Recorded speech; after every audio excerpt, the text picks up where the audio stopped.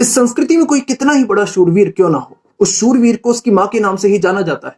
जैसे अर्जुन को कौन्तेय कहा जाता है क्योंकि वो माता कुंती के पुत्र है। कर्ण को राधेय कहा जाता है क्योंकि वो माता राधा के पुत्र है।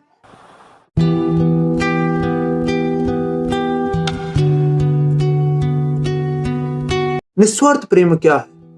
अगर मुझे कुछ शब्दों में निस्वार्थ प्रेम को डिफाइन करना हो तो मैं आप सबसे बस इतना ही कहूंगा, ये वो प्रेम है जिस प्रेम में मनुष्य खुद को भूल जाता है, खुद की इच्छाएं, खुद की जरूरतें, खुद के सुख सब भूल जाता है। इन शॉर्ट ये वो प्रेम है जिस प्रेम में स्वार्थ का नामो निशान नहीं है।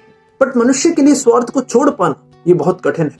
किसी प्रेम में स्वार्थ का ना होना ये बहुत रेयर है। कोई मनुष्य आपसे कितना ही प्रेम क्यों ना करता हो, उस प्रेम में स्वार्थ नामक इंप्योरिटी कुछ ना कुछ अमाउंट में अवश्य होगी, सिवाय एक प्रेम के, माँ का अपने बच्चे के लिए प्रेम। डिड यू एवर नोटिस आपकी माँ ने आपके लिए अब तक क्या क्या किया है?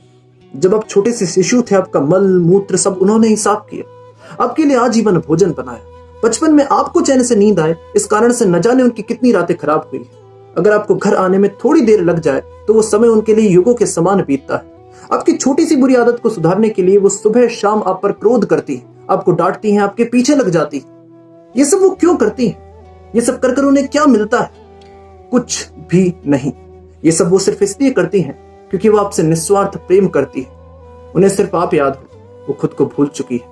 बट बच्चे के लिए इतना सब कुछ करने के बाद भी बुढ़ापे में जिस समय माँ को बच्चे की सबसे ज्यादा आवश्यकता होती है, उस समय आज ज्यादातर बच्चे अपने हाथ ऊपर कर लेते हैं। वो अपनी ही माँ को घर से बाहर निकाल देते हैं। बट क्या कभी आपने सोचा ऐसा क्यों होता है? जो बच्चा अपनी माँ को बचपन में अत्यंत प्रेम करता है, अपनी माँ को घर से निकालते वक्त उसी बच्चे के हाथ क्यों नहीं कांपते?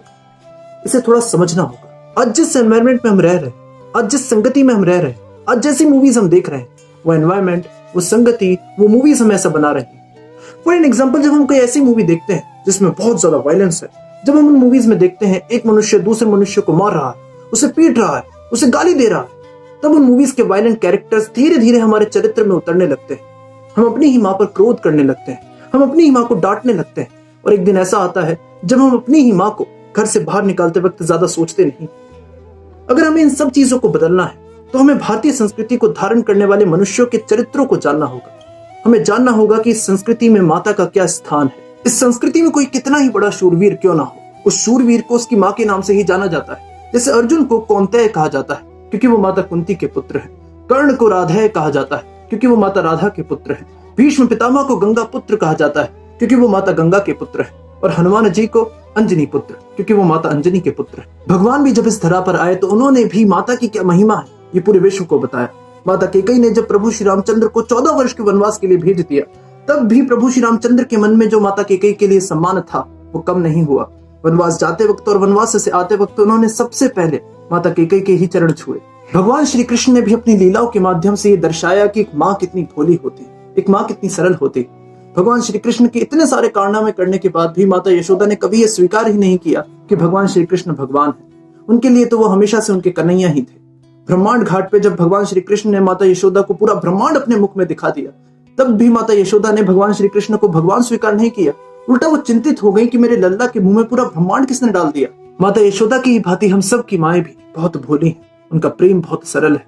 अगर हम ऐसे चरित्रों को अपने जीवन का हिस्सा बनाएंगे, अगर हम भारतीय संस्कृति को अपने जीवन में धारण करेंगे, तो हम अपनी माताओं को वो सम्मान दे पाएंगे जिनकी वो हमेशा से हकदार है।